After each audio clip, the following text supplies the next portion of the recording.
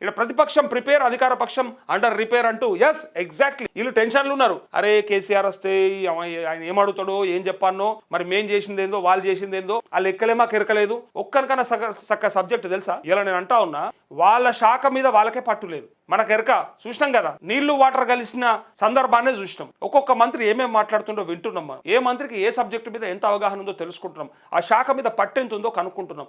ఏముందా పట్టు, ఎవరికుందా పట్టు, ఏం చేస్తారు అసలు మీరంతా? మీ శాఖల సంస్కరణలు ఏంటి, మీరు ఏం చేస్తున్నారు, అంతకంటే ముందు ఏం చేసిర్రు, ఇప్పుడు ఏం చేస్తున్నారు?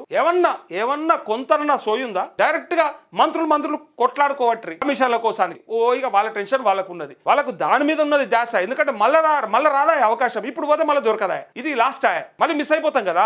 ఈసారి గనక సంపాదించుకోనోడు ఎవడైనా ఉంటే వాడు శుంఠ దద్దమ్మ అని చెప్పి అనుకుంటున్నారు వాళ్ళు. ఎందుకంటే ఇప్పుడు ఉన్నప్పుడే ఇల్లు చక్కబెట్టుకోవాలి తప్ప ఇళ్ళకెళ్ళి ఒక్కసారి టీఆర్ఎస్ చేతులకో లేకపోతే బీజేపీ చేతులకో అధికారం పోతే భవిష్యత్తులో మమ్మల్ని పెట్రోల్ బస్ వేసి తిప్పుతారు అని చెప్పి అంటా ఉన్నారు.